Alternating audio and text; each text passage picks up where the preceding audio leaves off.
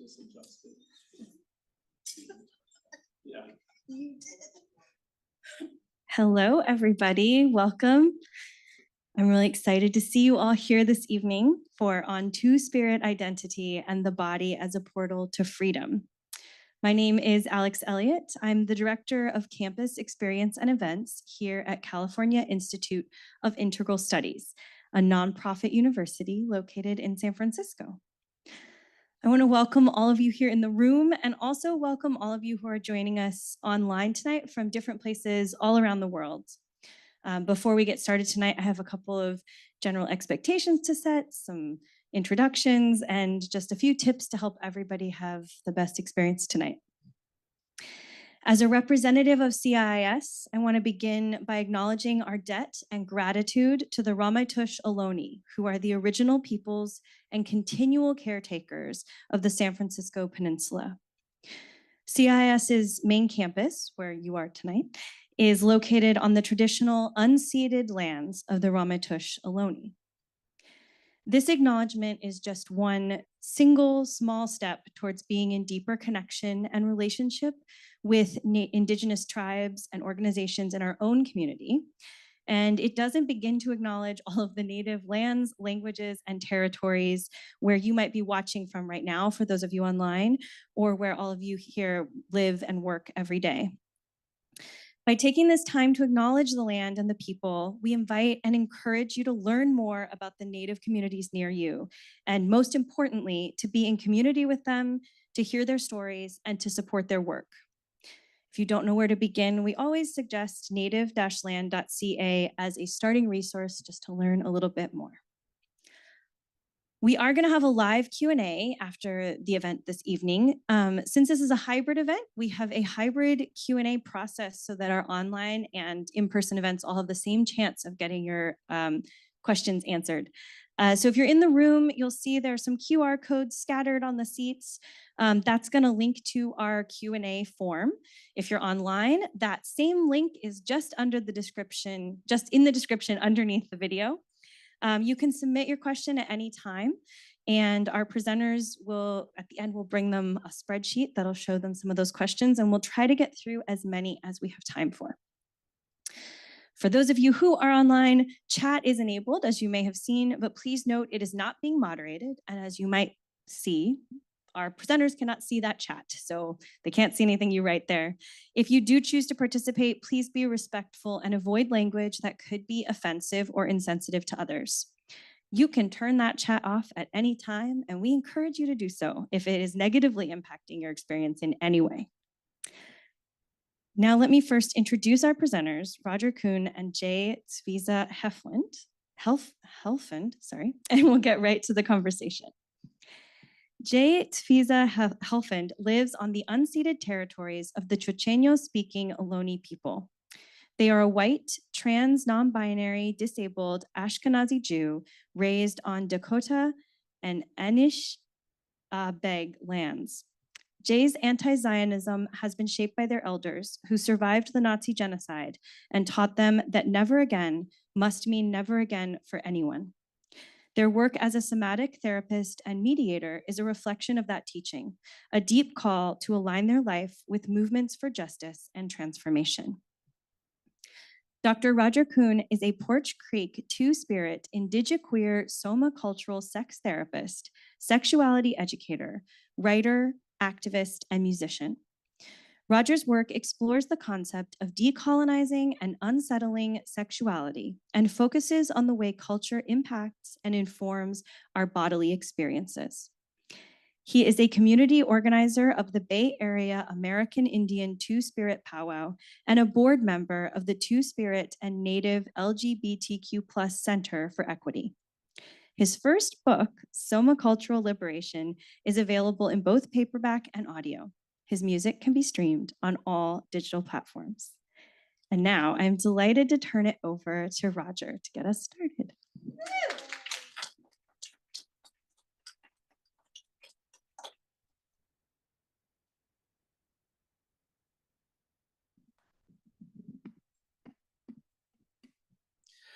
It's Jay Stonko Lajdoga Muskoki Hokodogame Anathkabahuila. Greetings and welcome. My name is Dr. Roger Kuhn. Some folks just call me Raj, so y'all should just feel free to call me Raj tonight. And I'm going to start this evening by asking all of us to just take a moment and check in with our bodies. In my book, Somacultural Liberation, I call this moment Soma See, which means that we're going to scan our bodies, we're going to observe, we may bring some mindful movement into it, we're going to assess, and if we need to, we're going to make a change. So if it feels good, I'm just going to ask you to take a moment. Maybe you want to close your eyes, you can keep them open, whatever works best for you. And just take a moment and first notice anything about this moment.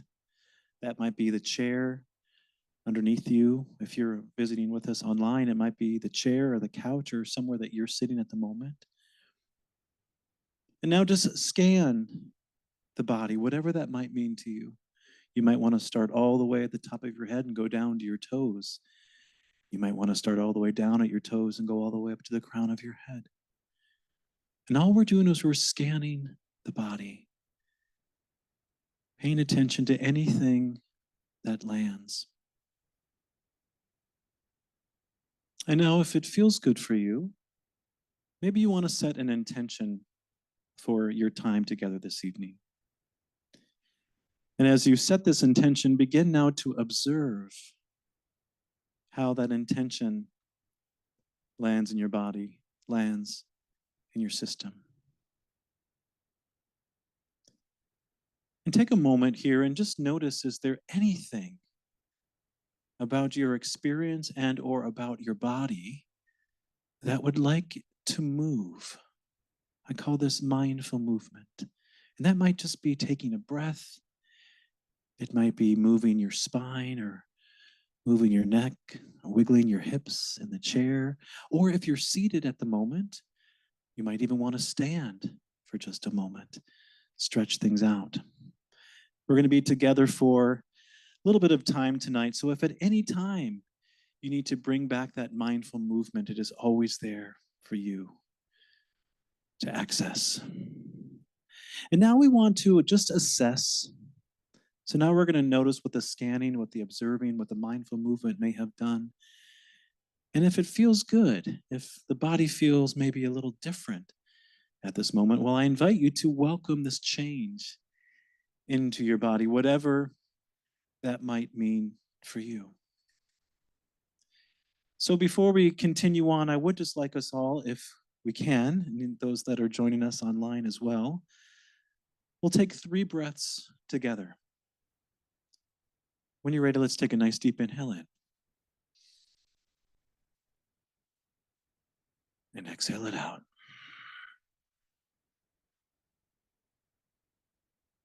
Another nice deep inhale in. And go ahead and exhale it out. And one more nice deep inhale in. This time, if you have access, raise your shoulders up to your ears. And if it feels okay, press your shoulder blades together behind your back. And as you exhale, drop those shoulders down. You may notice how this creates a little more expansive opening across the chest. So if at any time tonight or any other time going forward in your life, you need a little more breath, lift the shoulders up, press the shoulder blades together, and exhale, drop it down. So I'm very excited to get to chat with you all, but before I do, I would like to share some music with you if you're open to that. Let me get set up here.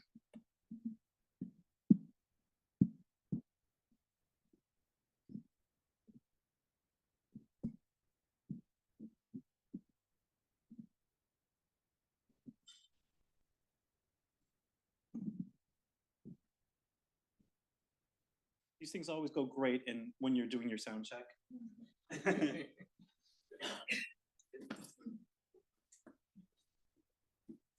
Thanks.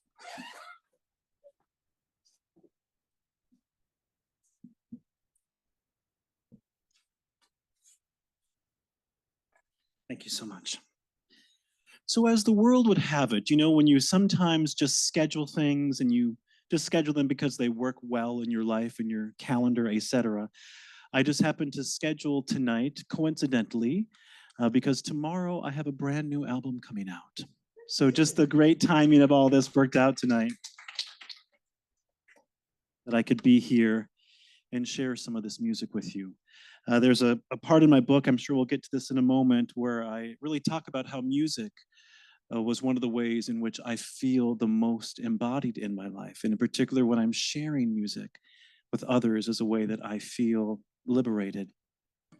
I'm going to start tonight with a song called Kaleidoscope that really is about when we make it through the dark times in our life, how beautiful and triumphant life can be. And if you've ever looked through a kaleidoscope, you'll notice that it has so many different beautiful colors that you can look at. Your eye can maybe see in multiple directions. And I've always found that life was like a kaleidoscope, that we just pick a direction and we go with it. And as long as we're moving toward the light of some kind, life has a way to working out.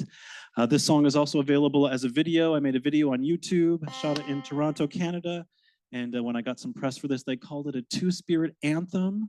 And I thought, well, that's what y'all called it. I've never called it an anthem of any kind, but thank you for whoever may have said that. This song is actually currently #2 on the Alt-Q radio charts. So I'm very thrilled about that. And this is an acoustic version. The recorded version is a dance version. This is called the Kaleidoscope. I believe there's beauty all around. I believe there's magic in the air. I believe in a bigger and brighter future. I believe that love can guide us there.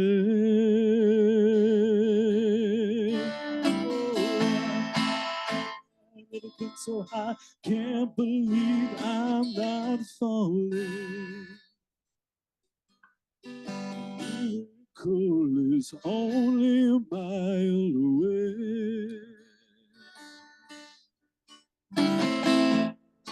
There's a possible rain. Scope to navigate our way.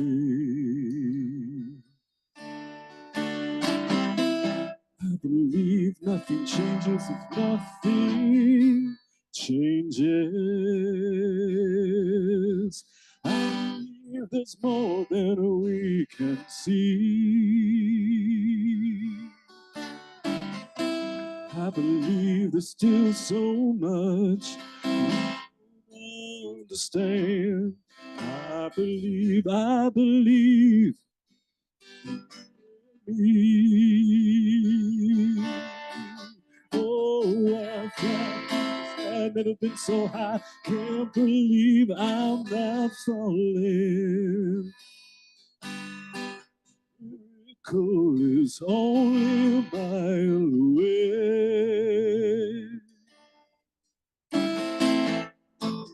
Is it possible if we get through the rain? Scope to navigate our way. What do you believe?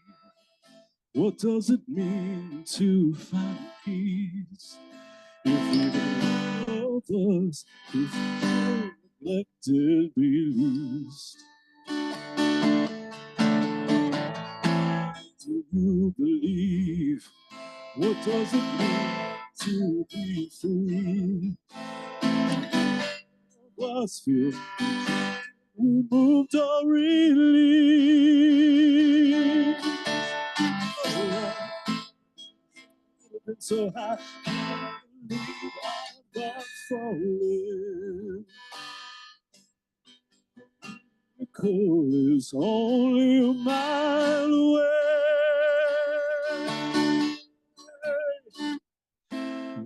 Those Rainbows are possible if we get through the rain.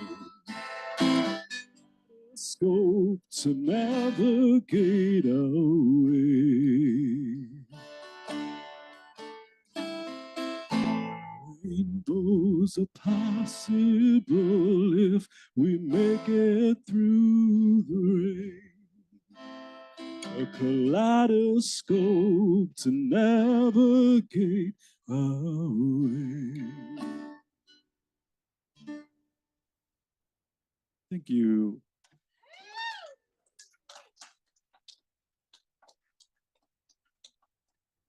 I have one more song to share with you all, and this evening is called On Two-Spirit Identity, and this next song actually I wrote based upon a book that a friend of mine wrote that was turned into a musical. So if you can follow that, my friend wrote a book, that book was turned into a musical. I went and I saw the musical, and then I wrote this song. That's the way that life works sometimes. But the story is called Ziggy Stardust and Me. It's a beautiful young adult novel that tells a story of two adolescent boys that are growing up in the 1970s, and they fall in love. And one is white and one is Native American. And my friend that wrote the book told me that the Native character was somewhat based upon me. So there's that. I was envisioning the character in the book. His name is Webb, the two-spirit character. And I was envisioning what Webb's life would be like if they looked back on their life all these years later. And one of the things that really drew those two young boys together was music. And in particular, they both really loved the music of David Bowie, and in particular, the Ziggy Stardust album. That's why the book is called Ziggy Stardust and Me, and why this song is called Ziggy. So just imagine me, Webb, at my age, in my 40s now, looking back at my life and sharing this song with all of you. And I always say to folks, it's okay to laugh at this song. It's kind of funny too, so.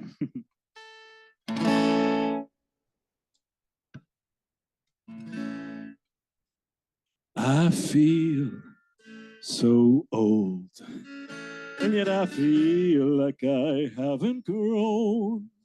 I feel so alone from time to time. I feel like I know it all, and I feel I know nothing at all. And I feel so insecure most of the time. I wanna be like Ziggy, dancing under the moon and the stardust. It's our living proof as we wonder, 'cause life exists out there.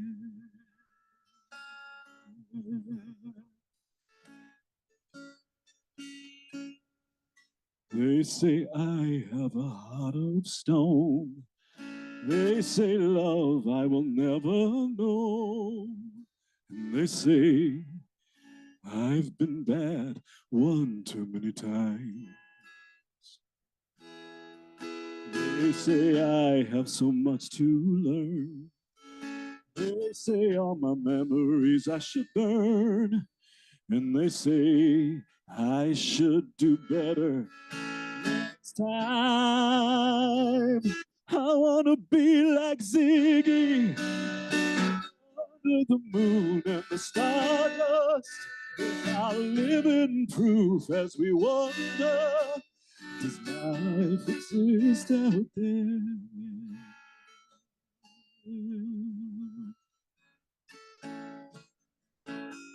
I see stardust in your eyes. It's like the Milky Way, so full of surprise. I feel like I'm on a rocket to outer space with your hand in mine. We can see constellations, we can see heaven when we share our love. Oh, I wanna be like Ziggy, dancing under the moon and the stardust.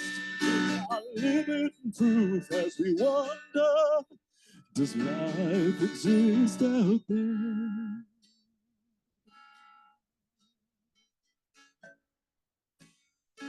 Oh, I wanna be like Ziggy, dancing under the moon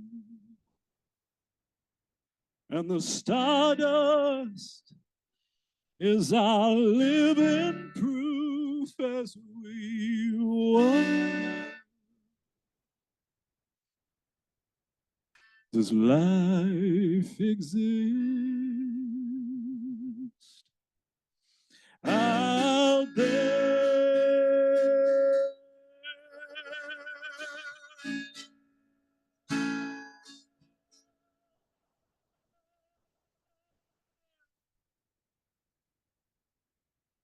Thank you. Thank you all. My album is called Running with This Dream.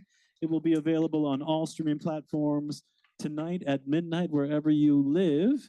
And eventually I will get that pressed on vinyl probably sometime in the fall. So y'all ready for a conversation? I'd like to invite Jay up on the stage to join me. I'm gonna go ahead and unplug this.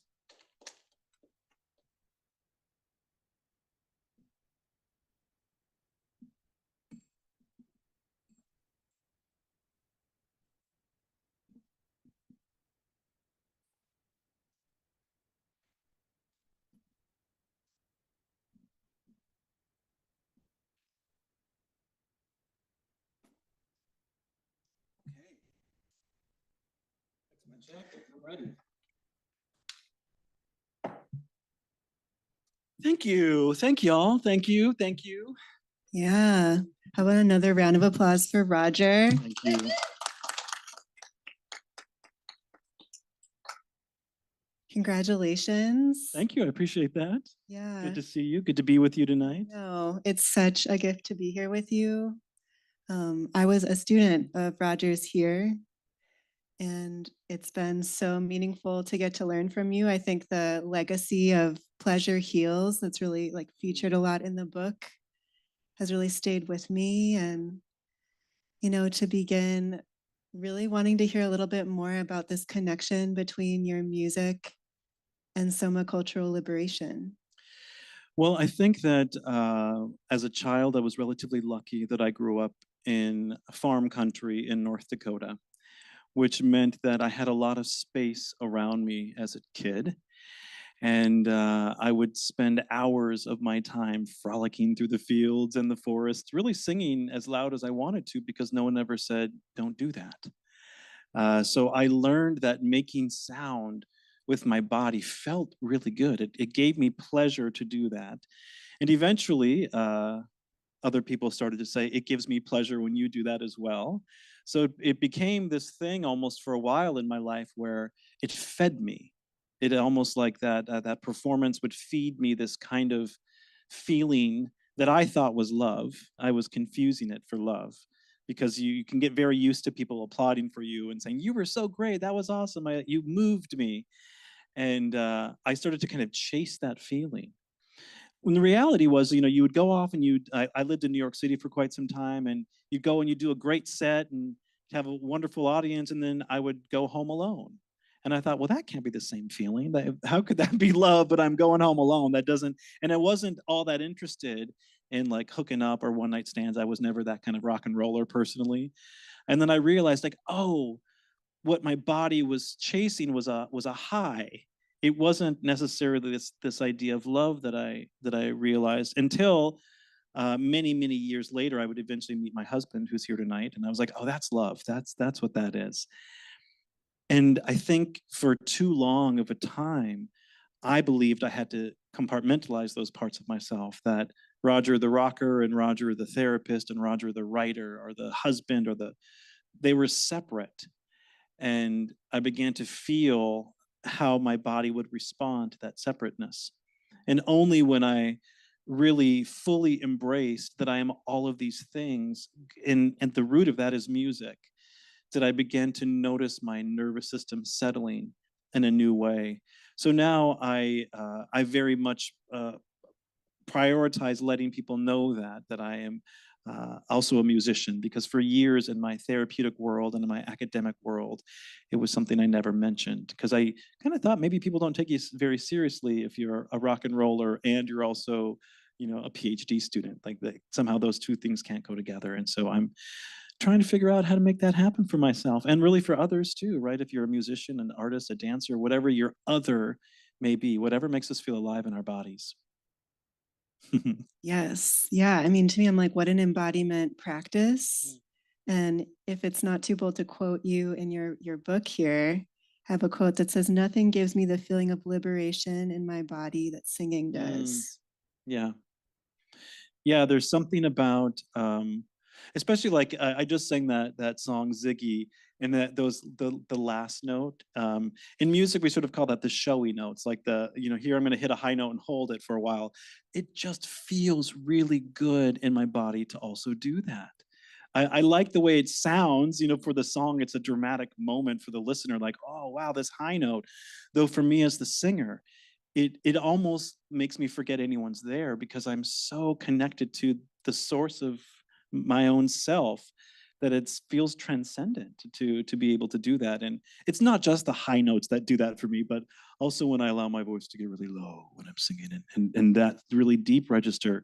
To me, there's something about that makes my spine tingle, because it's a way that I'm playing around with my singing voice, which is different than my speaking voice, which is different from the voice I talk to my dog with, or my therapist voice. There's all of these different voices that I have that are the same. And the more that I allow myself to feel into all those parts, this is such an instrument when you're a vocalist. It's such an instrument to be able to say, I have all of these multiple ways of feeling liberation just by using an instrument that is a part of my body. Yeah, thank you. There's something so powerful about that, like resonance, that more immediate kind of vibration in the body. And I mean, I don't know about you all, but for me, just like witnessing and hearing in this very room in particular, I don't know if people who are physically here have a particular relationship to this space, but it really, we can talk about it later. Yeah, that there's something powerful for me personally about you bringing this part of yourself here. Thank you. What it invites. And I wonder if there's more you want to say about like what this room holds for you. Well, my friend Christine is here. Hi, Christine. Hi, and Christine and I actually graduated together, and we went to this school actually. And when you graduate from our program, we were in the somatic psychology program. You do something called an integrative paper, and then it's also a presentation that you do to your fellow cohort members. And Christine and I were the only two in our cohort to graduate early. And so we did our integratives in this room, whenever that was, a decade ago. 10 years ago. And so this space holds a lot for me as a student. And then I was also a former professor at this university at one point in time. And I did my job talk in this room. So the idea behind my book, which is called Somacultural Liberation, was based on a job talk that I gave in this room about 7 years ago. So to be able to come back 7 years later in this very room, and now the book is out in the world, it's available, people can read it and quote it, as I've learned tonight, people are quoting it. So it feels right, is what I will say. It feels right, because I've been working very hard at not just my academic world, getting that PhD. I've been working hard on myself, and I think music comes very easy for me to be able to bust out a guitar and sing for you all. What is challenging for me is to admit how badly I want to do that.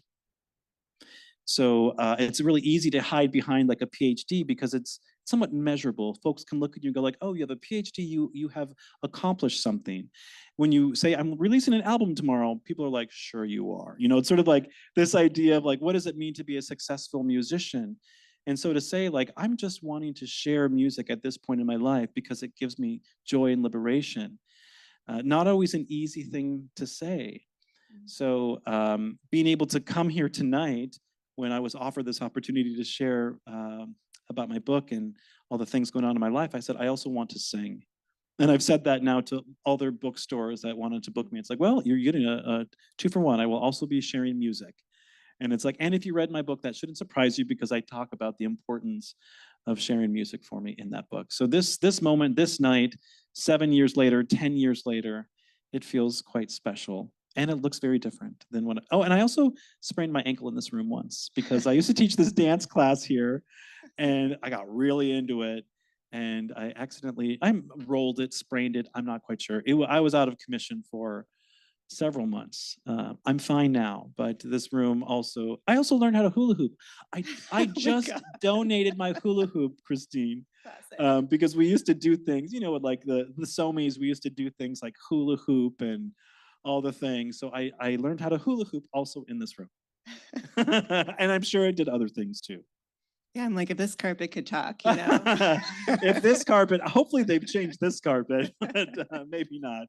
I'm sure this carpet could, yes. Yeah. Stories, yes. Yes. Well, thank you for sharing more. And, you know, I wonder if there is anything more you want to name about the album coming out tomorrow and what that means to you.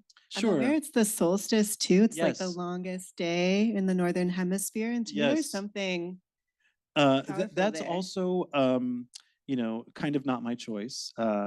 Yes, my choice. I'm the artist. I can say yes or no. And it's also the first time in my life I've signed with a label. I was, you know, I'm in my 40s and I got my first, you know, deal in my 40s. So that's just to say, like, never give up, folks. Like, keep doing the things you're doing. And sometimes they have a weird way of working out. I called the album Running with This Dream because there is a lyric in one of the songs called Come Alive where I say, I come alive when I'm with you and I'm running with this dream.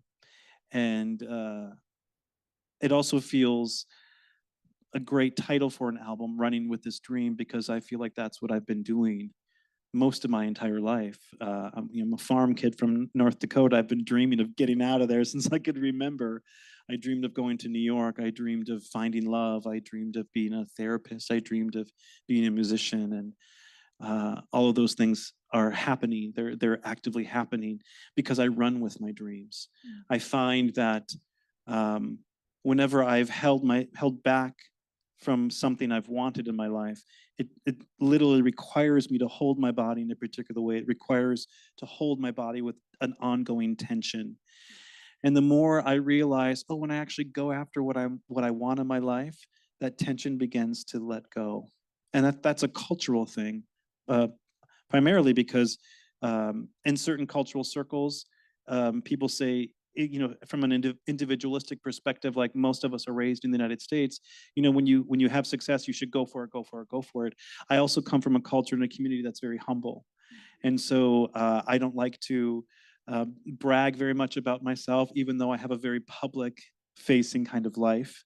It's always bizarre to me to even do something like this, even though I'm also enjoying it. It's also like not something when I was a student in this room 10 years ago, I'd never envisioned that I'll be back one day with my own book. Like I said, it does feel right. And then sometimes it feels really right. So there's that too. Yeah, I mean, there's a way, to me, it feels like a book like this, just in the way it's written and also the intentionality with which you're sharing it. It feels so collective. It feels like such an offer to community, and it's so explicit. And I just hope you get to feel all of that kind of beaming back your way too, as you make yourself more visible in these ways and kind of like stretch that edge around humbleness and being in the spotlight, especially with this being your first book. Yes, thank you. You know, reading reviews it's a trip when you see people that have left a review, and to know that your words moved them in some particular way, or your story moved them in some particular way, or that they may feel now that they have access to a part of themselves. Sometimes during the editing phase of the book, when I was going through a passage, I would say to myself, oh, I forgot about that part. Like, I forgot that I wrote that. And I go through it and go like, that was pretty well written, Raj. Good job. Because I genuinely oftentimes don't think of myself as an author like that. I think of myself as a songwriter first, and you write songs usually in 5 or 10 minutes. This book took me about 1.5 years to sit and write it in, as I said, 7 years in concepts and when I started thinking about it. And I think that that's a part of me that I'm still somewhat getting used to, because there's also a very interesting cultural thing that happens when you've written a book and you also have a PhD in your name, which is that we've been socialized to believe somehow that what I have to say is of worth to you because a publisher made the decision to print my words. And a school gave me a title after my name that we have somehow collectively agreed means something. As the holder of the book and the holder of the PhD title, I just go like, well, that's not really true. I'm pretty much the same person I always was. And I always say to folks that, having a PhD does not necessarily mean that I'm smarter than anyone. It just means that I've sat through the process. I sat in the chair as long as they told me to sit in the chair. I turned in the papers pretty much on time when they told me to turn them in. And it means that I was passionate, specifically in my case, about Two-Spirit people and wanting to write and research from that perspective with an Indigenous perspective was very, very important to me. And then when you can see that work then go out and inspire a night like tonight, and maybe I'm the first person to introduce someone to the concept of Two-Spirit, that to me is knowing that I've done the work, that my work is, yes, to share the story, though to also see how my work then transforms someone else. And I was talking to my friend Sherry, Dr. Sherry as well. I was talking to my friend Dr. Sherry the other day, and Sherry was talking about taking this concept that I write about in my book and adding to it. And I said, that's exactly it. My theory was built on other theories. And Sherry then now takes my theory and builds upon it. And that makes me know that somacultural liberation worked. If just even one person builds theory off of that, hey, it worked. It worked for someone. I've done my role as an academic and as an author by inspiring someone else to build on to that as well. And I think that's what all of us have done. From everything that we've ever done was made up. Someone else made that up before, and we've all just built on it. Some of us take the time to acknowledge where the information comes from, which I think is really important, and some just take, right? So I've tried to learn how to balance both, because I come from a take culture, as someone that sort of has that U.S. Privilege in the world to sort of understand what it means to take, but then also come from a culture, an Indigenous culture that has been taken from. So to live in that duality of the body, my own body as a biracial, bicultural person, the duality of taking and giving that resides within me. And I feel like I try to do that in my writing. I try to give as much as I can, though I'm also taking, because I'm receiving something by you all showing up tonight, or people purchasing my book or listening to the audiobook. So it's a very egalitarian perspective. Yeah, I mean, for me in there, I hear a piece that's about reciprocity and relationship rather than, moving from a more transactional place or giving from a more transactional place, like really connecting with people, with each other, with the land. Yeah. I think there's a way, like when you read a novel, you sort of consume that novel, and that novel now, that story, even if it's not about you, it somewhat becomes about you. You can create and envision all these things that you would like. With this kind of story, even though some of those narratives are my personal stories, when you create a sort of like a self-help book or a psychology book in some particular ways, it becomes others in a different way. My hope with this book is that, yes, it will help individuals, though my hope is that psychology students read this book. Folks that are studying to become a healer of some kind, a clinician, a therapist, a doctor, will read this book and understand that, when I see my clients in front of me, I am seeing the totality of their experience, from their culture to their body and all the things that inform who they are. So that's what I hope people are taking from this particular book and then applying it to their life. So it's a different kind of thing that I'm also given, knowing that, wow, my work is changing people's lives. That's pretty badass, to think that. You think that like that happens with songs, and that's great. Though I think when you get changed by words in a book, I think it lasts longer than a song, because songs are just, you You might remember it and you might go back to it 10 or 15 years later, but you've probably already changed so much from doing the work in the book that now the song feels different than it did 10 years before.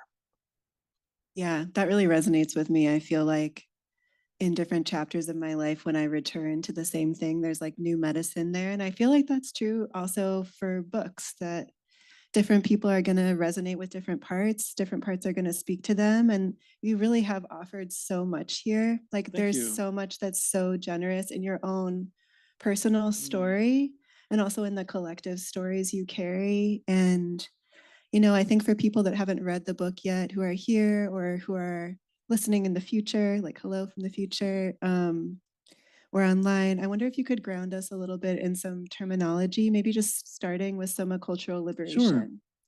So for those that do not know, soma means body. It's the Greek word for body.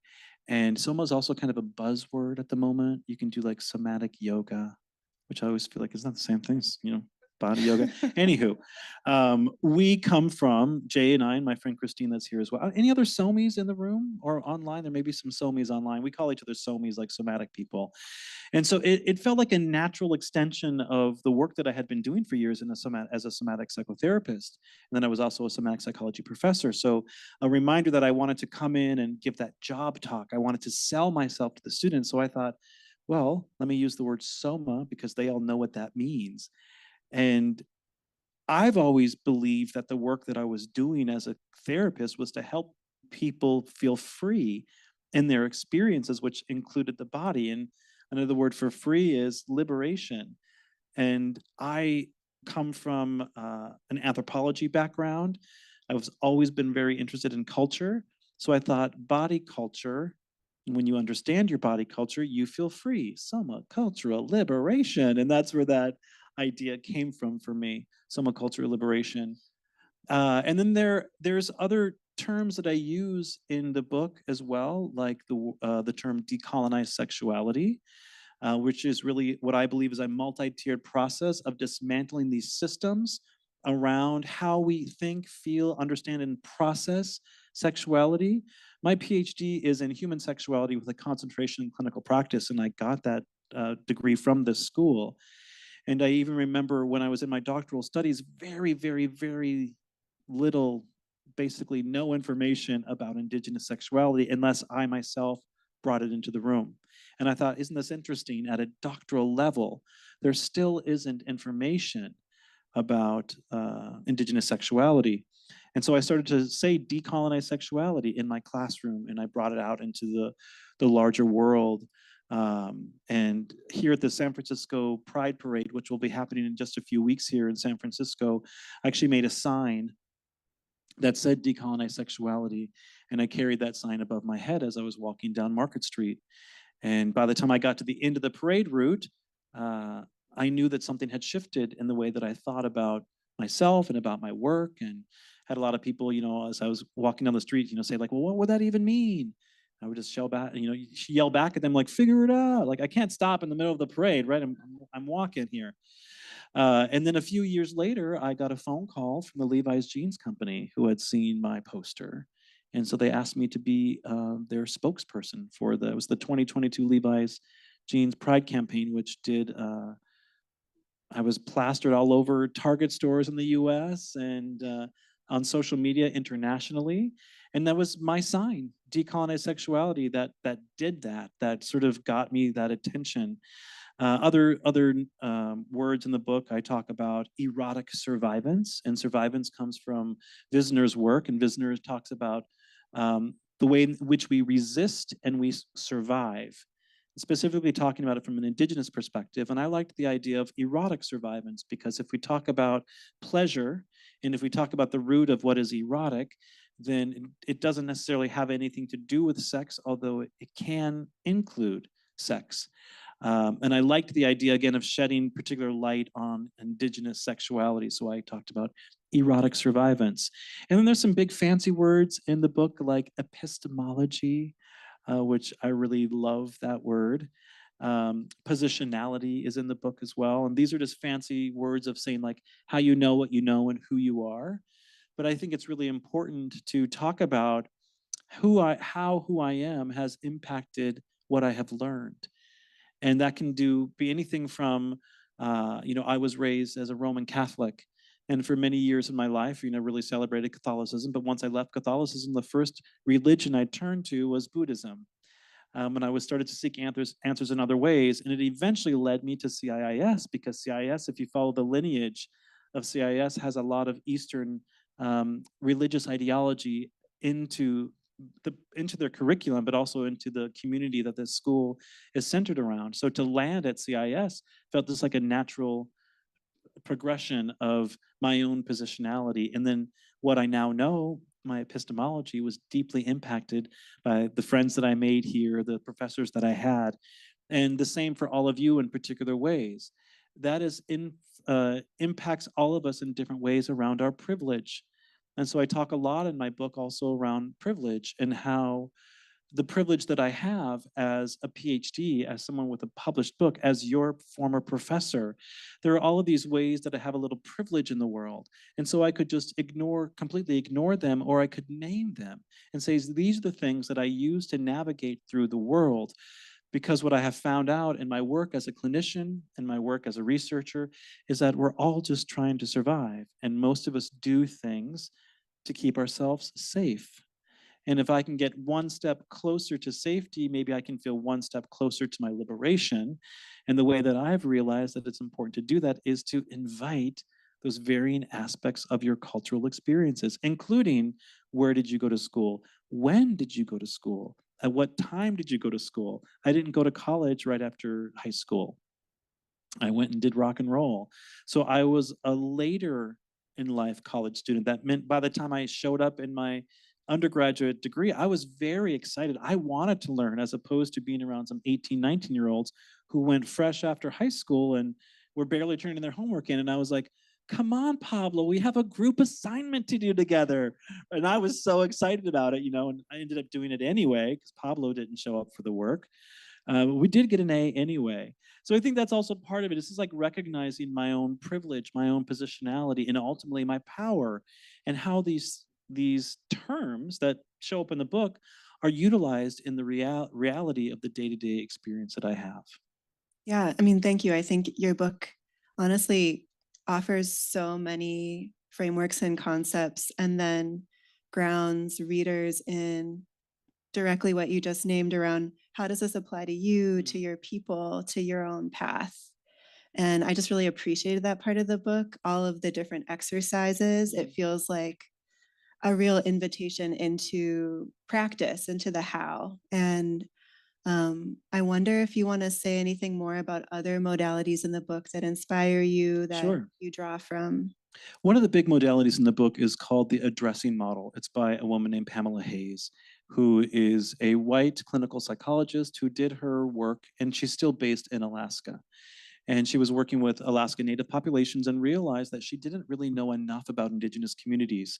And so she humbled herself and created this acronym that she used called the addressing model, which were different ways you could look at someone from their age to any disabilities they may have had, their religion, socioeconomic status, sexuality, nation of origin, gender, etc. Fills out that acronym addressing. And I loved it, and I thought it was great. And I used to teach a class here at CIIS called Multicultural Counseling and the Family, which is, if you're a therapist, it's like your cultural buffet class. You'll get the one article on how to do therapy with a Native American, one article on how to do therapy with a Black family. And that's pretty much all they give you for 15 weeks, the one article, the one article, the one article, or everything else you got to figure it out for yourself. And so when I was teaching that class, I was like, gosh, I need to find something that feels a little bit better. And I came across Pamela Hayes, and I thought, oh, what a great place to start. So I taught that class for that semester. And then afterwards, I was actually in a Pilates class one day. I take a lot of Pilates, and I remember being in a forward lunge, and my quadricep was, if you do Pilates, you get a little shake in the muscle. And I went, my body, oh my gosh, Pamela Hayes says nothing about the body.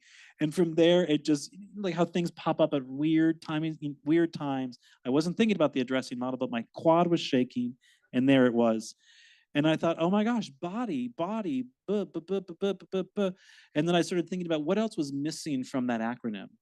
And in the ING piece of the addressing model, the I stands for indigeneity. And what Pamela meant by that was, are you indigenous or not? And I thought, well, that's a really easy question for non-indigenous people just to bypass. Are you indigenous? No, bypass it, go on.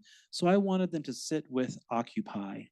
And so that O stood for occupy, for folks to really be in relationship to the land that they're occupying, because then they have to be in relationship to the indigenous people on whose land they now reside upon.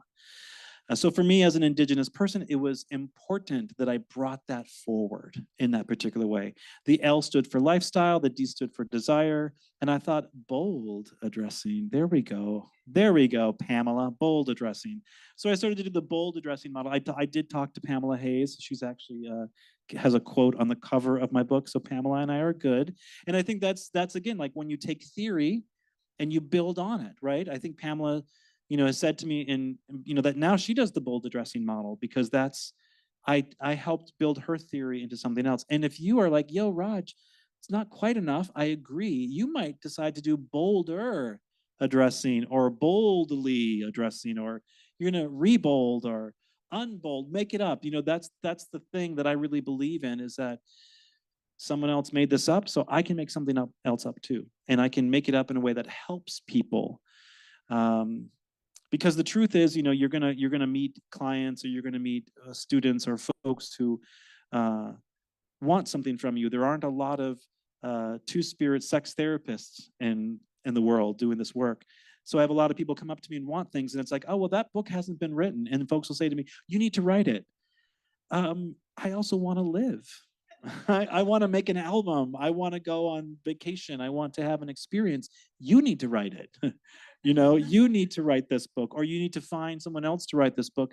I can't be the primary source of these types of things, because then you start to own a theory, and then it's like, well, what good is owning a theory? Like, I want to inspire ideology. I want to inspire that my book inspired you to feel free in your body, that you can then go and build onto something else. So there's the bold addressing model. I also talk a lot in the book about Betty Martin's work with the wheel of consent. If you are a clinician or a coach that works with couples or individuals, the wheel of consent is my favorite modality to work with couples, because it's all based on consent. And how can we really feel liberated in our body if we don't start with consent? I think that's a really great, I would love to write a whole book on consent around somacultural liberation. Maybe that's the book I'll write, maybe someday. And also I talk about the 5 rhythms just a little bit in the book, because the 5 rhythms, if you do not know, Gabrielle Roth, the 5 rhythms are the foundation for kind of the reason why I'm here today, because I was a dancer for many, many years and had the absolute pleasure of dancing alongside Gabrielle Roth for many years when I was living in New York, and I danced with her son and Johnny, and so many of the amazing community of the 5 rhythms. And that's 5 rhythms is kind of what got me into this school, because I kept meeting people who introduced me to different things about the body and the term somatics, and it all came from that 5 rhythms community. So I talk about that as, these are my modalities that I use in my life. You likely will have other ones that you use. And it doesn't mean that my way is better. It just means that that's what my body likes to do. I like to flail around and sometimes lay on the ground and convulse my body. It just feels really good if there's a really good beat above it, right? And some people like to sit still and breathe. And that is, to me, is it regulating your nervous system? Because dancing in that chaos that Gabrielle Roth calls chaos is where I find my regulation. So the book is really like, hey, here's what helped me. Find what helps you. It might be the 5 rhythms. It might be walking. It might be sex. And it might be all of those if you have a really good night. So I feel like we need to put that in the book too, what you just said. That's an amazing quote. I mean, I have to say the way you incorporated sex and sexuality into the book, including your parts of your own story, felt really powerful to me, and to me feel like again, this sort of shaping back of more white normative Mhm. culture, especially in academia. And it's so necessary, including in sexuality studies. And I'm thinking about that pressure or even entitlement of someone coming up to me being like, you need to write that book. And I notice in myself, I feel like we need to also continue to shape back cultures where, you know, you're the only one, or this book is the only one, or there's like a story that that's the case. Yeah, the reality is that you know, the more you give of yourself in the world, whether it's through a book or through music or through you know, being a spokesperson for a particular kind of ideology, the more you realize like how somewhat irrelevant you are, meaning that you as the audience or you as the listeners are going to take from my book what you will, right? And if it's good, it lives on. And so my job is kind of done. Mm. If I wrote the book in a way that you all understand it enough, my work is done. If I wrote the song and I sing the song in a way that moves you, my work is done. I somewhat become irrelevant from that point on, unless you specifically want more from me. And that might be in another book or another song. But because I've shared so much with so many people, I now sort of go like, oh yeah. And tonight at probably another university in San Francisco, there could be something very similar to what we're doing happening somewhere down the road, which is to say that constantly people are sharing ideas and people are sharing stories. And some of us, for whatever reasons, sort of break through the noise of 7 billion people and are given sometimes small platforms, sometimes large platforms to be able to share their vision and their truth. And that's all I've ever tried to do with this book, is just to say, this is my story. This is how I've seen the world. And you might not be two-spirit, you may not be native, you may not be biracial, bicultural, but you breathe and you live in a culture of some kind. And most of us live in a culture that we didn't create, but we learned the rules in order to survive. And I think that once we learn to navigate that, we can fight those systems at the same time as we're navigating through them, and which is one of the things that I did by getting a PhD, was because I knew that it would give me access to certain spaces where I could go and make more noise. Because that there's a certain privilege that comes with that PhD. It gets me into rooms in an easier way. And I always say, well, I was raised with a Western education, so I know a lot of random European history stuff or European stories like most of us. And one of my favorite ones that I learned about was the Trojan horse. And the Trojan horse is such a great story because, you know, it's this big, beautiful horse that they got from their enemy. They wheel it inside to their safe little village and they shut the door and they all go to sleep in surprise. There's a trap door and all the soldiers come out and kick ass. I'm like a Trojan horse. I might look all good on the outside and make you all feel safe and warm and now you can go to sleep, but boom, don't forget, you know, ha ha ha.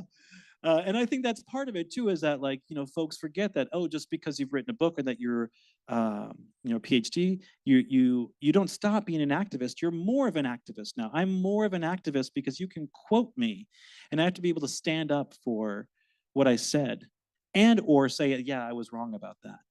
That hasn't happened yet, but the book's only been out a few months. I'm sure that it will. I'm sure that it will.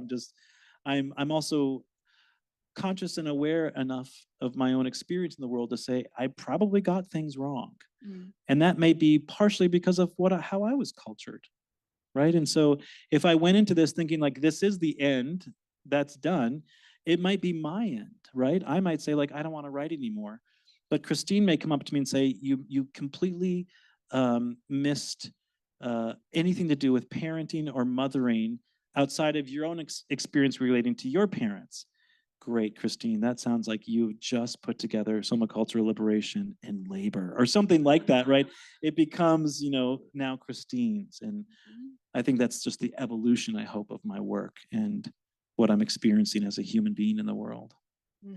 Yeah, that like aliveness and Mm. transformation and the ways that we allow ourselves to be changed and impacted. And I mean, I just want to say you've really been a part of that for me. You're definitely one of the professors. I'm pausing to say this.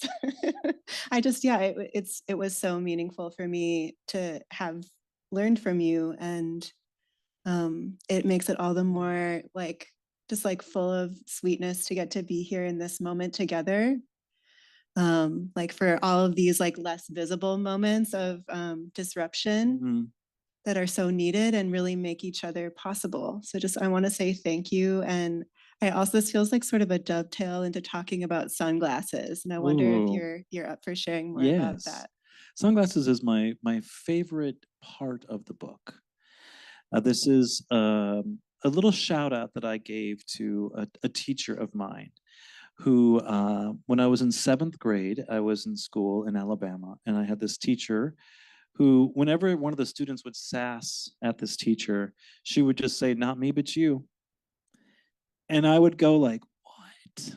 What does that even mean? Not me, but you, Mrs. Mosby, my God." And every time she did it, I thought, that woman is the smartest creature to ever live. Not me, but you. And I thought about that ever since my 7th grade year. And as I've gotten a little bit older, what that "not me, but you" has sort of turned into is what I now call sunglasses. And what I mean by that is like tonight, for example, before I came out here, I made the decision just to step into my light and to say, I'm here and I've, I've, uh, I've made myself available to these people tonight in this particular way.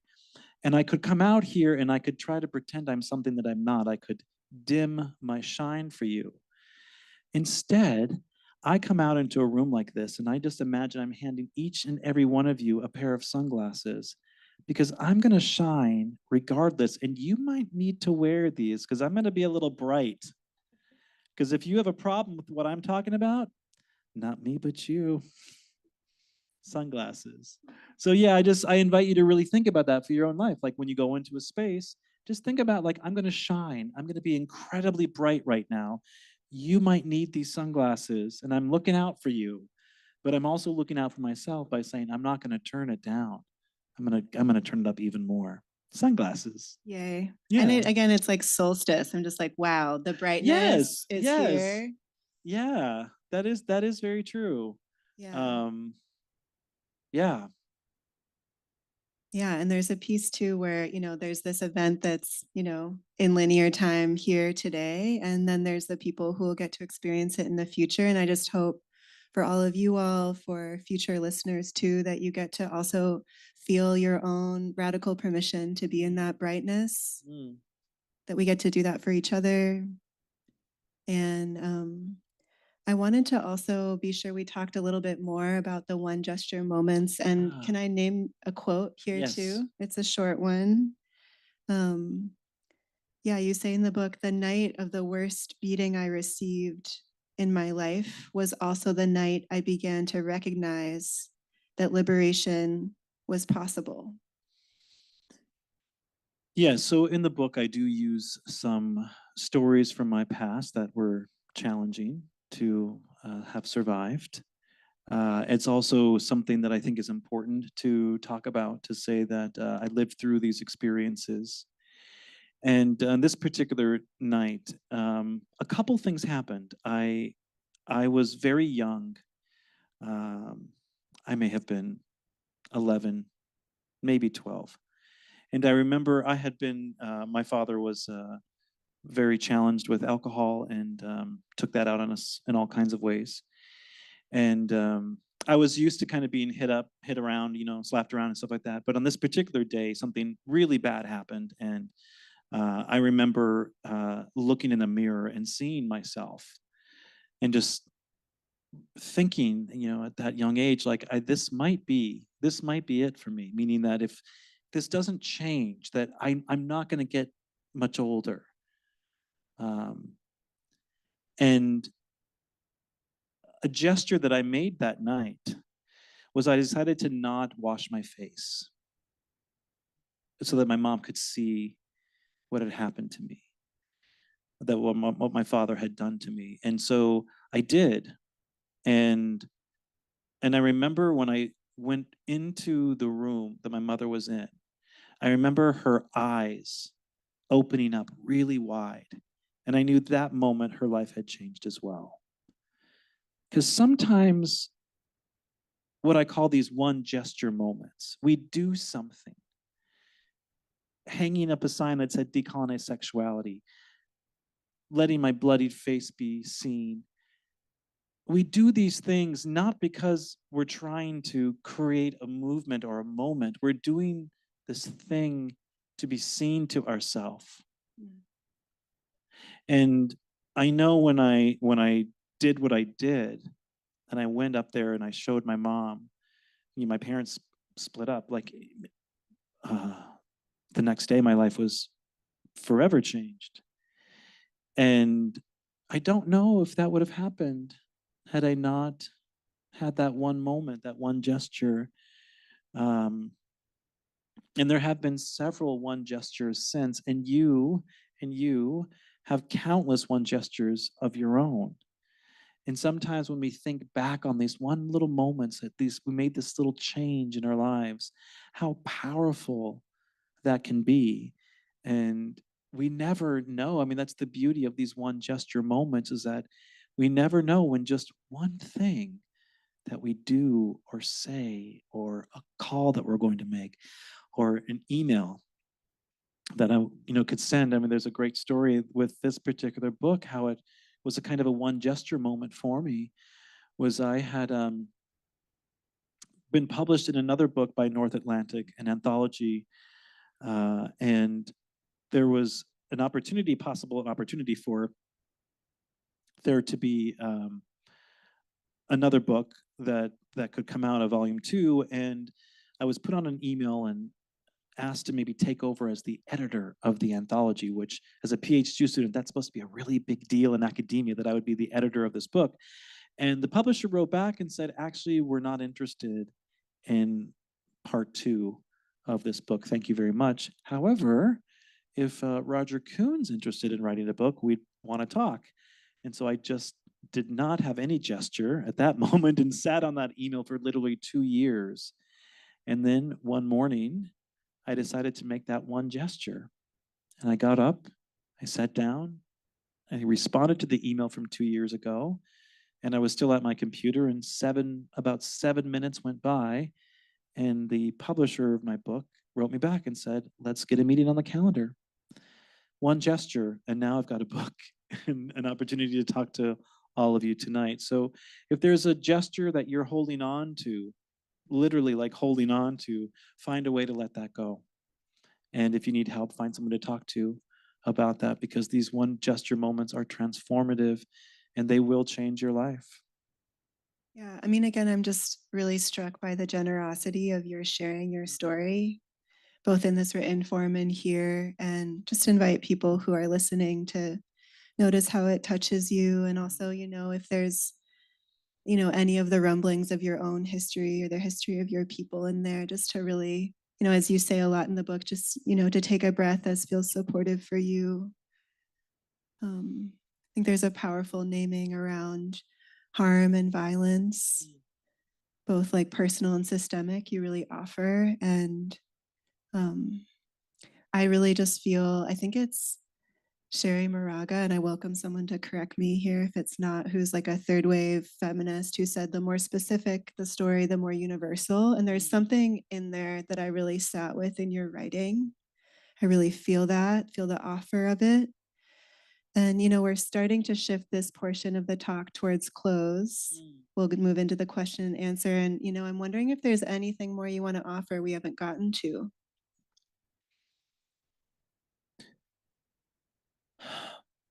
Well, I think the only thing that I would really say is to stress culture. Your own personal culture is so fascinating, because you came from a culture and then you created a culture. When you make friends, you now co-create a kind of culture, and that friend is going to bring a different kind of culture into your experience as well. And truly, the more that we can know those things, and especially in my relation to something else, I think that is where we find our path toward liberation, right? So that if I know that I respond in this particular way to this stimuli, I can look back and reflect and go, aha, there may be a story as to why that happened. And what I'm reacting to is likely not the story, though. I'm reacting to the feeling that story produces in me. That's the work. That's what, as a clinician, I work with the feeling. Can't change your stories, but we can work with how we react and respond to those. And that's where I think somacultural liberation is really beneficial, because it helps you understand the nuance of the role that culture has in shaping and informing your bodily experiences. Yeah, thank you. I wonder if before we shift into the Q&A, should we, well, we're shifting. Okay. We are shifting. We are shifting. Thank you. I wanted to offer a quote from your book. Please. Yeah, I'll do that as we move. Thank you. Yes. Thank you so much. Very delicately pass the iPad. I did not see the questions. It was like, give it to Jay. Yeah, it'll be a surprise for both of us. But yeah, so this is a quote I wanted to offer from your work. My work has been criticized as being out of touch with reality. Whose reality, I ask? If I'm out of touch with the reality of the oppressor, that is exactly my point. We cannot be liberated as a species, as a society, as a culture, unless all of us are liberated. What can we do to ensure this will happen? Keep breathing, of course. The rest will evolve. I also recommend starting with the self. Mm. Yeah, so really just like felt the echoes in that of what Thank you just shared. Yeah, I like hearing that quote spoken by someone else. It lands in my own system differently. It's sort of like, that is, it's like one of those moments of like, yeah, good job, Raj. That was pretty good moment. So thank you. Yes, absolutely. Okay, so are you ready for your I'm first ready, question? yes. Anyone need a breath? I'm gonna take Yeah. a breath. Move your body if you need it. Okay, so can you talk more on erotic survivance and how it can be integrated into healing practices? So from an indigenous perspective, specifically from a two-spirit perspective, I think of it as the stories, the poetry, the prose, the dances, the gatherings that two-spirit people engage in order to form community. Because in my research, I found that the number one thing that helped people, two-spirit people in particular, define love was through community.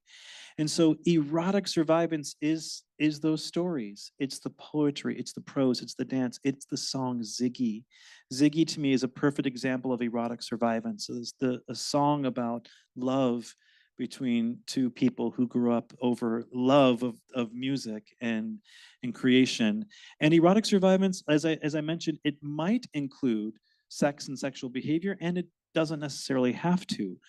I find though, right, when you meet someone and you're either partnered with them or maybe you're in a multi-partner configuration and you all get each other on the smallest cultural things, it brings you together in a new way. There's a certain charge that happens when folks vibe the same culturally. And that might be anything from particular kink behavior that you like. Oh, you like that too? Oh, that's nice. Or even how people style their hair, style their bodies. It's like it's a cultural thing. And I think that's all a part of it. Mm-hmm. Yeah. Thank you. You ready for the next Yes. one here? Okay. Do you have any words of encouragement for folks seeking body liberation, especially during Pride, but struggle to do so? Well, I imagine what they're asking, it has something to do with the larger culture within gay communities around this time of year. Which around a pride parade, oftentimes folks, if you see them on television, they usually show people in very little clothing, with their bodies sort of out, which is great. And if you then come from a culture where that's celebrated because you look like you look like they do in the magazines or something like that. Pride's a wonderful place for you, because there is that pink washing of pride that has become a very cultural thing.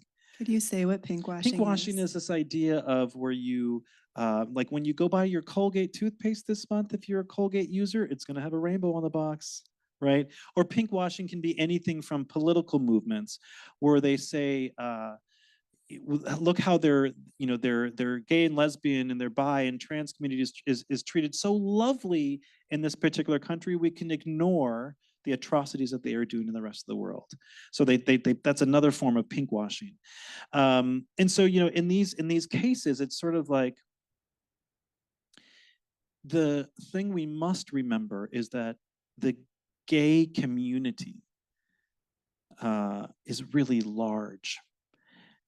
Meaning there are all kinds of bodies and all kinds of people that are a part of that.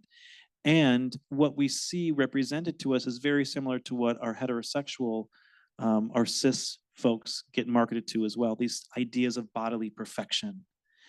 And the more that we can recognize and ask that similar question of who's perfection? If I completely base my life upon a European standard of what is attractive, I will always think I'm not attractive because I don't look in a particular way. Or if you're someone like myself who's maybe a little ethnically ambiguous, you never really get to see yourself represented in those particular ways. So I look within my community. And sometimes looking within my community means that I'm standing in front of the mirror and saying, you are powerful, you are beautiful, you are bodylicious. And to know that what you're feeling when we feel that resistance to celebrating our own bodies, we're pushing back on a culture that is not ours. Primarily that's what that is. I'm pushing back against a culture that is not mine. And I want to claim that my body has as much right to this cultural space as your queer or gay body does. Mine might look different than yours. Though likely a body that looks different is the one that's the most celebrated. We don't oftentimes think of it that way because the noise of sort of body perfection gets in the way. But what we're fighting for in Pride, from my perspective, what we're fighting for, and if we're really fighting for liberation, is yes, for you to wear your jock straps and your thongs and shake your booty on a boat. That sounds fun. We're also fighting for the person who would never believe in a million years that they would have the right to do that because they might be obese according to some medical scale, or they might get laughed at because they don't wax their upper lip, or they have hair on their shoulders, or whatever it might be. Those are the people, for me, when I think of liberation, I'm thinking about those people, not necessarily those that are privileged at the front of the line. They need liberation too, and I think sometimes those folks forget that there are many people behind them that are still fighting for equity and fighting for justice and fighting for equality and fighting for true diversity in these spaces. Yes, thank you. And yeah, I feel like I want to uplift to the specific like pink washing connected to Zionism and the ongoing genocide in Palestine and the ways that plays out even here at San Francisco Pride and That's the right. resistance to it and That's right. ongoing resistance Yes. to colonization everywhere. Yeah, I know many groups that backed out of San Francisco Pride this year. I was part of one of them with the Bay American Indian Two-Spirits. We did not participate this year. Yeah, thank you. So another question here, can you speak more to the intersection of cultural liberation and affirmative consent, especially in couples and sex therapy? Yes, this is the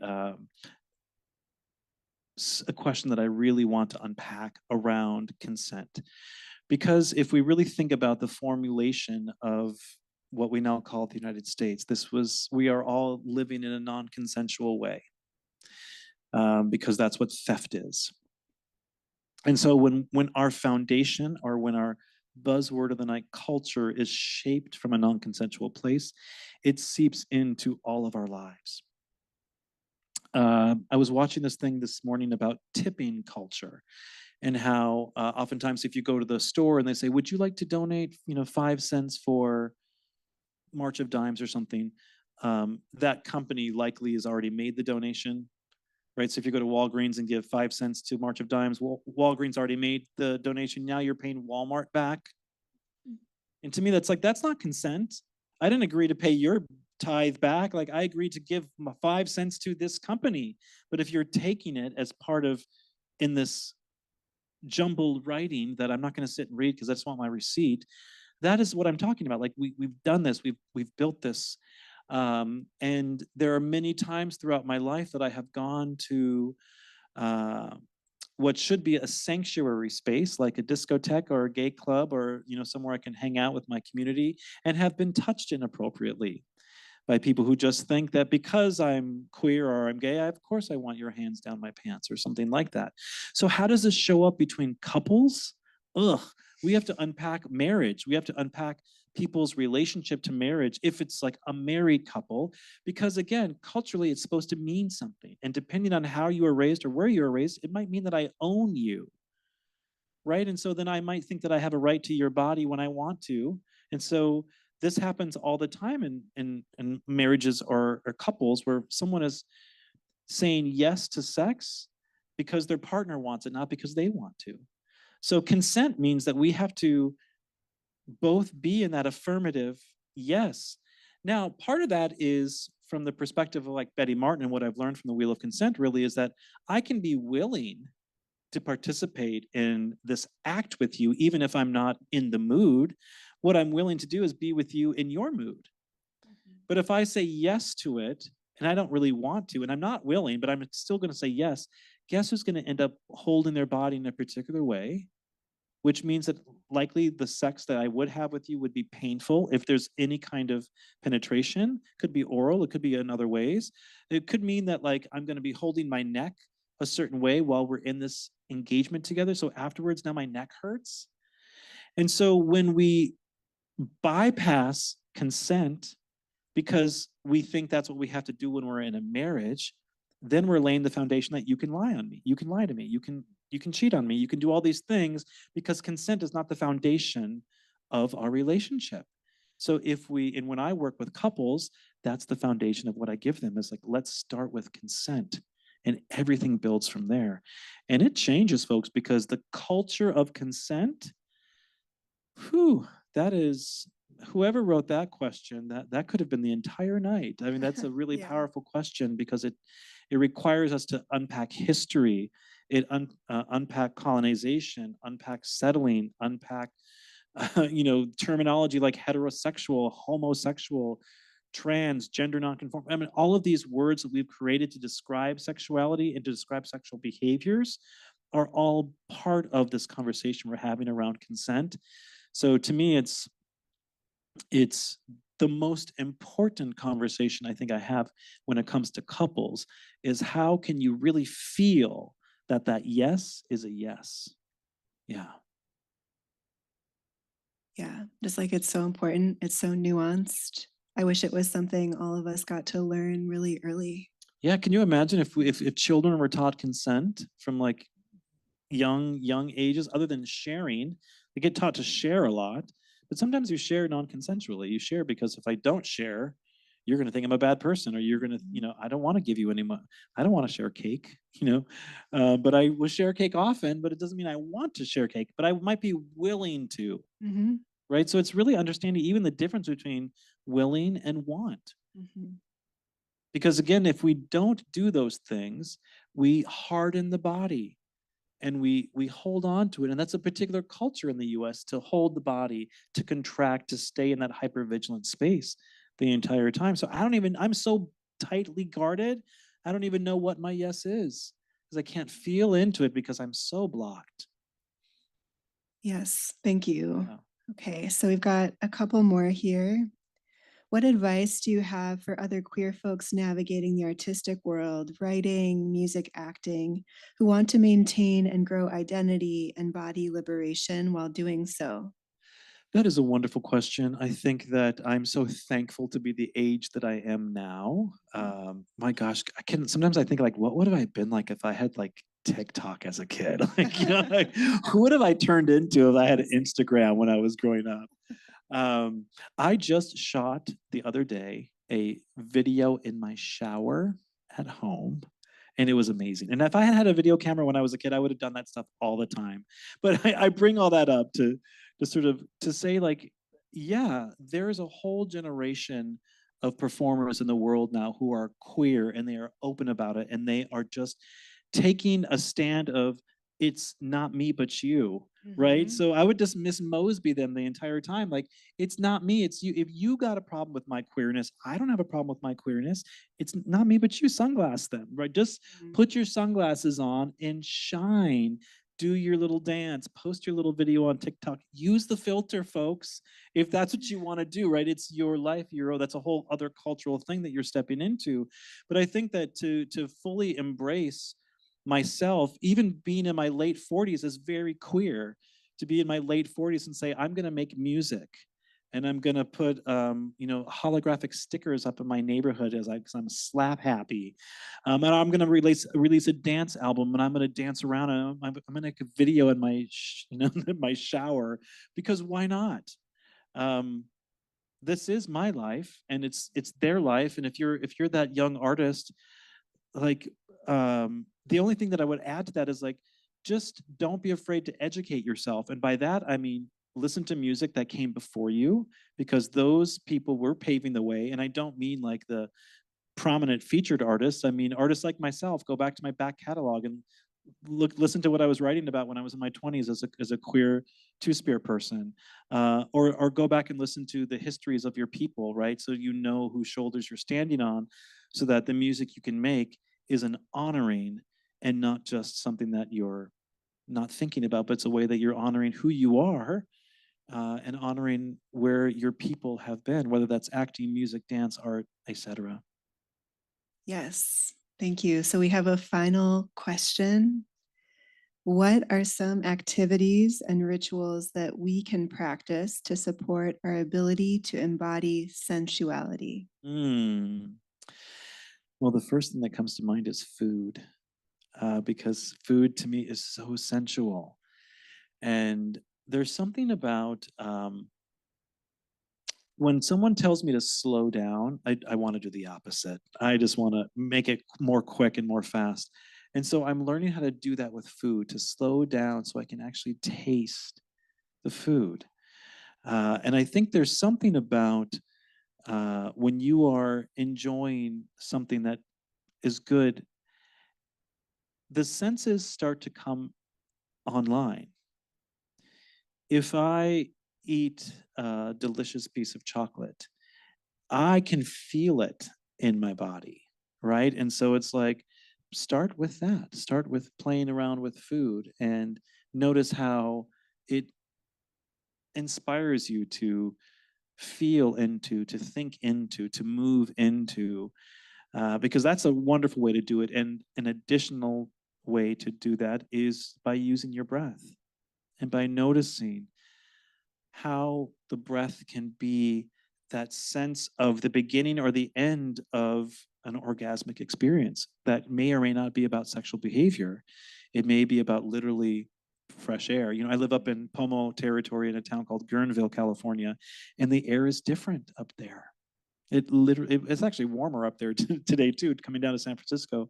But having that moment of, like, to breathe in the scent of a redwood versus the scent of a sidewalk. To me, there's like something very sensual about that. I also love to feel the earth with my hands. There's this beautiful writing Laura Harjo talks about, as a Muskoke person, I'm Muskoke, that any place that she goes is a Muskoke place. And I identify that with that. And that does not mean that Pomo territory suddenly becomes Muskoka territory. That just means that when I'm putting my hands in the earth, I only know how to relate to it as a Muskoke person. So that land becomes, through my own knowledge, or for the knowledge of my family that were immigrants to these lands. So I would say food, breathing, and actually getting your hands in some kind of element, earth or water, is one way, the easiest way, the cheapest way to be in relationship to one's own sensuality. And then there's lots of other things you can do, but I'm sure y'all can figure that out on your own. Yes, so many. I love those examples. And, as we start to shift towards close, I just want to first just thank you all for being here. Thank you all. Thanks also to the workers who set up this room, holding the signs, doing the sound, clean this space. To the public programs team here Yes. at CIIS. Yeah, and just a special thank you to you for this opportunity to be here. And, in my own tradition, just want to offer blessings to you and to your teachers and their teachers. Thank you so much for the many lives that have brought you to this time in this room now on this day, and just really thrilled to be here with you. Well, I was so thrilled that you said yes. Jay mentioned earlier that our relationship was one of professor and student many years ago. Though from the moment I met you, I've been learning in your presence from your words and from your actions and how you carry yourself in the world. And it's an honor really to call you a friend now after all these years, how our lives have continued to swirl around one another. And I'm so proud that you're in the world doing this work. And when I had an opportunity to invite someone on stage with me, your name was at the top of my mind because of what you stand for and the way in which you use your body and how I see you incorporate somacultural liberation into your own life and also into the communities in which you work with and serve. So it's been a real joy being here with you, Jay. Thank you so much. Thank you. And round of applause here for Roger. In the Muskoke language, we say Mado, and that means thank you. So Mado, Mado, Mado. Y'all have a wonderful Thanks, night. everyone. Love is liberation. Peace. And Raj will be over at the table, schmoozing, books, signing if people are called. Thanks so much. Yes, please say hi. Thank you.